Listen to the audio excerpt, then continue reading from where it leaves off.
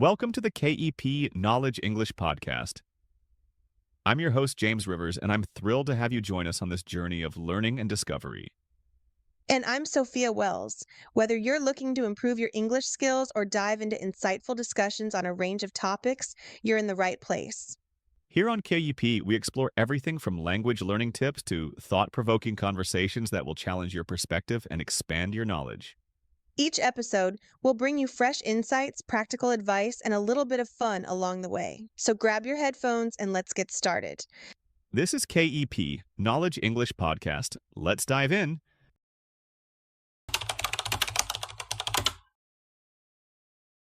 Hey everyone, welcome back to the Speak English Podcast.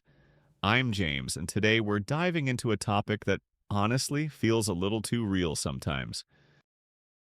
Oh, yeah, this one hits home.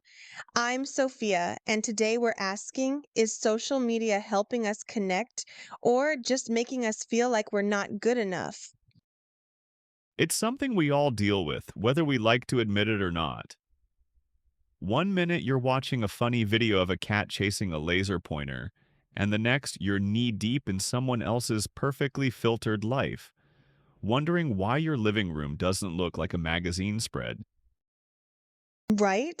And then you're like, wait, when did everyone I went to school with become CEOs, world travelers, and fitness models? And here I am, just proud I remembered to water my plants this week. James, that is an achievement. No judgment here. Thanks, I'll take the win. But seriously, we're going to break this down today because social media, Instagram, TikTok, Facebook, whatever your flavor, is part of our daily lives now. It's not going anywhere. So the big question is, are we using it or is it using us? Wow, that's deep. You know I like to start strong. You sure do. And here's the thing, we're not here to bash social media. It's not all bad. We're going to talk about the good stuff too. The way it helps people stay in touch, build communities, even find support when they need it most. Totally. I mean, I've met some incredible people online. One of my best friends today, we met on a book forum during lockdown, just two people nerding out over fantasy novels. And now we talk almost every day. That's beautiful. And I've seen stories of people who use social media to raise awareness, get help during emergencies, or reconnect with family. There is good out there. But we also can't ignore the flip side, the pressure, the comparison, the low key anxiety that creeps in after a harmless scroll. I had this moment the other night. It was 11 p.m. I was about to head to bed, and I thought, let me just check Instagram real quick. Big mistake. Oh no, what happened? I ended up watching videos of people hiking in Iceland, redecorating their lofts, and somehow also managing to meal prep for the week, all in under 5 minutes. I closed the app and felt like I hadn't done anything with my life. Ugh, been there. You just wanted to relax, and somehow now you're questioning your whole existence. Exactly. That's why we wanted to do this episode. Not just to point fingers or tell people to quit social media, but to really talk about how we can use it in a way that helps us, not hurts us. Because when it's good, it's really good. But when it's bad, it can sneak up on you. Slowly, quietly, until suddenly you're questioning your worth over someone else's vacation photo.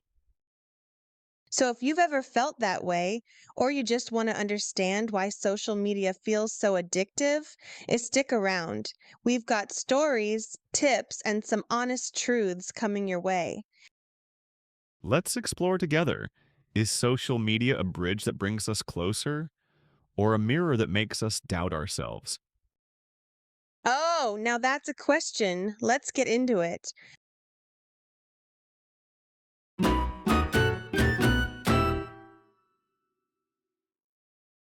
All right, before we dive into all the drama and downsides, let's give credit where it's due.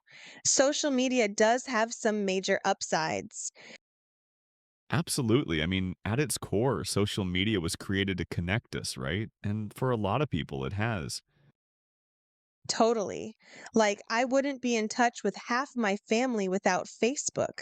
My aunts and cousins live in four different time zones. Four. And yet, I still get to see birthday pics, new babies, and holiday outfits in real time.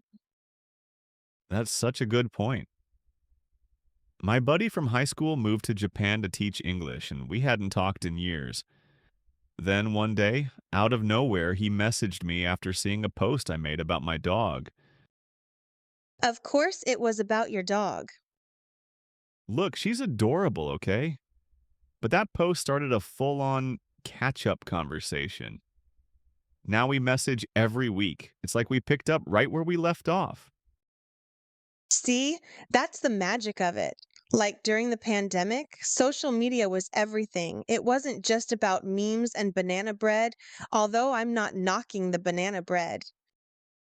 Same, I tried 3 different recipes. I joined this random quarantine cooking group on Facebook.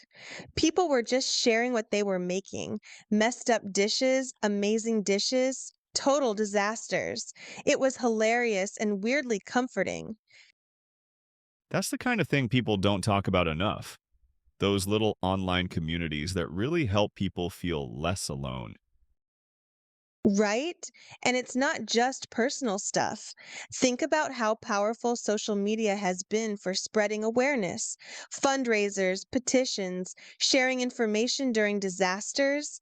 It's huge.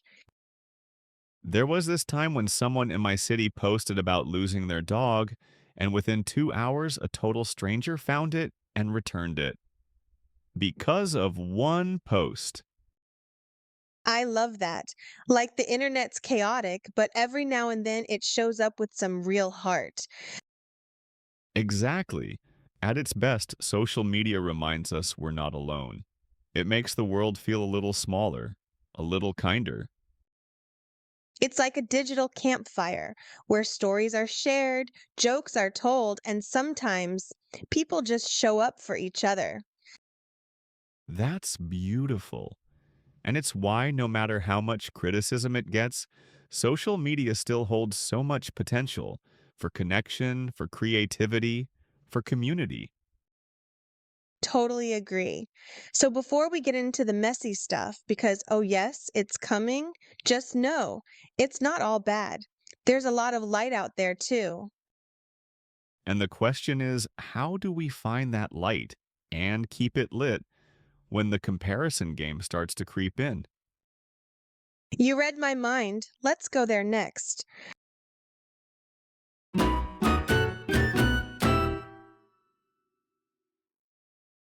Okay, we've talked about the warm and fuzzy side of social media, but now it's time to face the part nobody wants to admit, the comparison trap. Oof.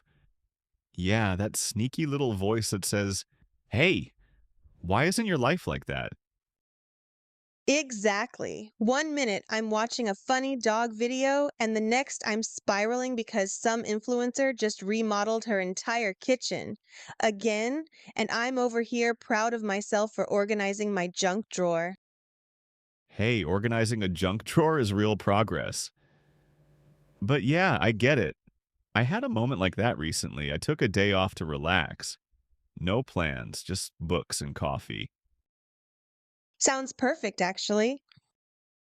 It was until I opened Instagram. Suddenly, I saw 3 people traveling in Europe, someone else running a marathon, and another guy giving a TED talk.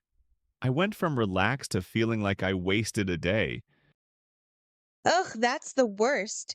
You're just trying to enjoy your own pace, but everyone else's highlight reel makes you question your whole existence. That's the thing. It's a highlight reel. We're comparing our everyday life to someone else's best moment, filtered and edited. Right? Like nobody posts their breakdown at 2 a.m. in sweatpants eating cold noodles off a paper towel, but we've all been there. That's oddly specific. Because it's me. That's literally me. Last Thursday, Thanks for keeping it real. always. But for real, this pressure to keep up can sneak up on anyone. I have a 15-year-old cousin who said, if I don't post it, it's like it didn't even happen. That makes me sad. It's like the experience itself isn't enough unless it's validated with likes. Exactly. And even adults aren't immune. I've caught myself editing a post just to make it look a little more exciting. Then I'm like, wait, who am I trying to impress? It's wild how fast it becomes performance over presence. We start living for the post, not the moment. And the scary part is, it doesn't feel obvious at first. It builds slowly until suddenly you're not posting for fun, you're posting for approval. Yeah, and instead of feeling connected, you feel smaller, less than, behind. That's why it's so important to recognize it when it's happening, because we all fall into it, but we can pull ourselves out. Absolutely. Step one is awareness. Step two, well, and that's what we're talking about next. Yep, time to talk about what's really going on in our brains when we scroll and why it's so hard to look away.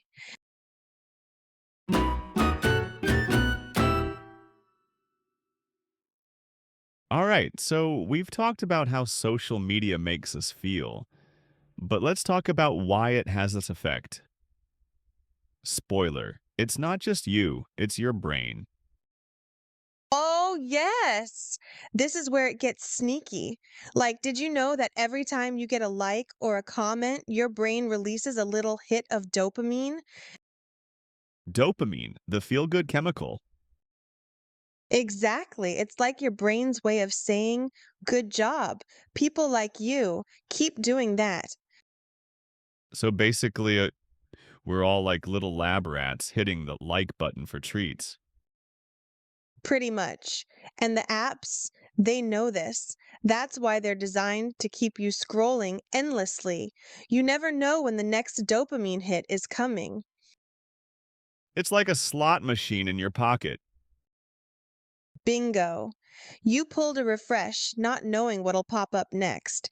And when it's something exciting or validating, boom, reward center activated. And when it's not, you keep scrolling anyway, looking for that next hit, that next little high. It's wild, right?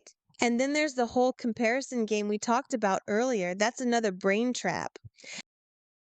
Our brains are wired to compare. It's how we figure out where we stand in the world. Am I doing okay? Am I falling behind? Exactly. But social media turns that normal function way up.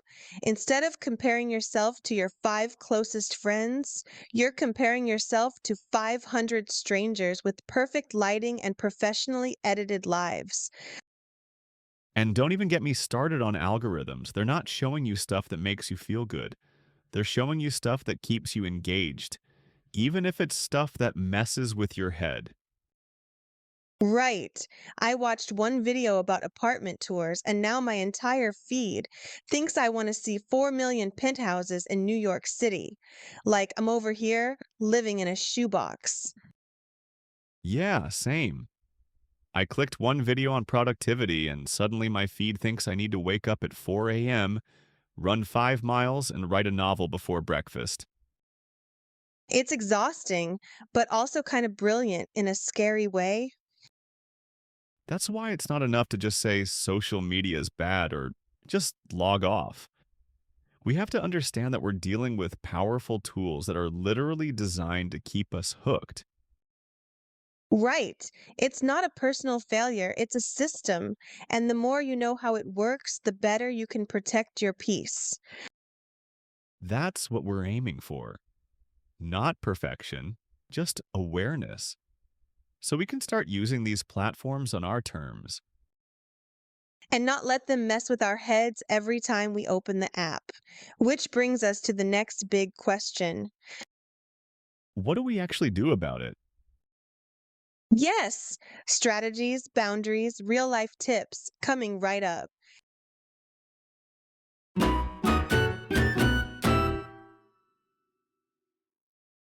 Okay, so we've talked about the good, the bad, and the brain science behind it all. Now let's get practical. What do we actually do when social media starts messing with our heads?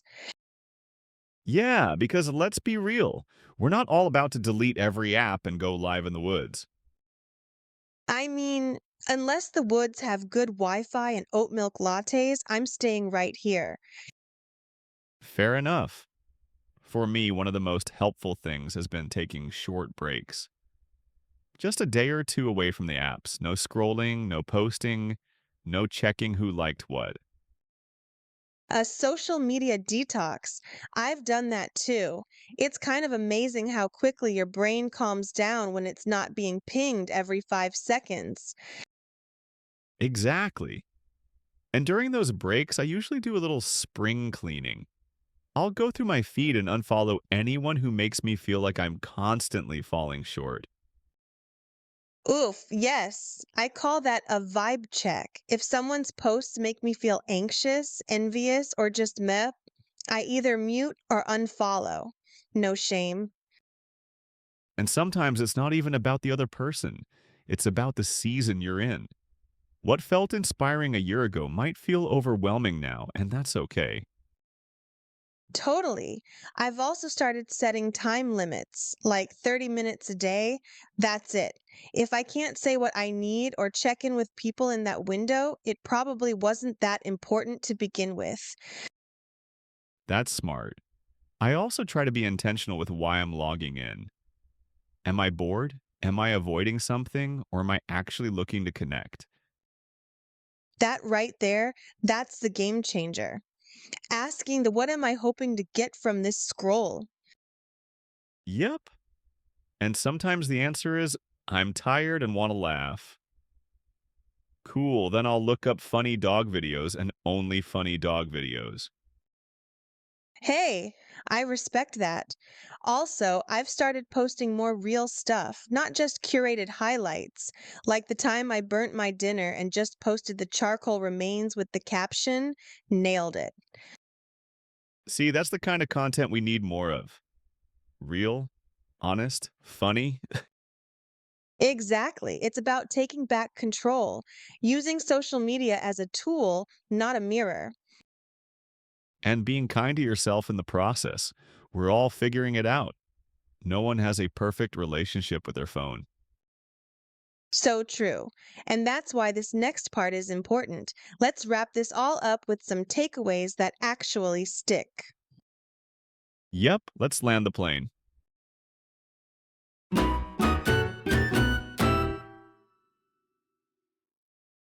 All right, folks, we've been on quite the ride. Connection, comparison, brain chemistry, boundaries. Burnt dinners, dopamine hits, and even a junk drawer moment or two. You know it's a good episode when it includes both neuroscience and burnt noodles. It's all about balance. Exactly. So let's take a minute to breathe and ask the big question. What should we take away from all this? For me, it comes down to this: social media isn't good or bad, it's neutral, it's a tool. And like any tool, it depends on how you use it. Yep, a hammer can build a house, or it can break a window. Same with Instagram, TikTok, whatever you use. Wow! James with the home improvement metaphors today. I love it. Hey, I've been watching too much HGTV lately. Honestly relatable. But really, if there's one thing I want people to remember, it's this. You're allowed to protect your peace. Mute, unfollow, log off, post less. Whatever you need to feel good about how you're showing up online and offline, Yes, and you don't need a reason or an explanation. If something on your feed is messing with your mindset, it's okay to step back. And don't forget to be kind to yourself. We all fall into the scroll hole sometimes. We all compare. It doesn't mean you're weak or broken, it means you're human. Totally. And the cool thing is, you can always start again. You can refresh your feed and your mindset. That's powerful. And I'll just add this: share more real moments, the messy, the mundane, the behind the scenes stuff. Because when you show up that way, it gives other people permission to do the same. I'm in. You never know who needed to see that realness today. So, whether you use social media for work, for fun, or just to watch baby goats in pajamas, remember you're in control. Unless it's the baby goats, then we all lose control. Fair, but seriously, thanks for hanging out with us today. If this episode helped you see things a little differently, maybe share it with a friend who could use the reminder too. And if you're feeling brave, go post something real today. A win, a fail, a random thought. Just be you. Because you, the unfiltered, honest version, are more than enough. We'll see you next time, folks. Until then, Be kind to your mind and scroll with intention. boom, mic drop.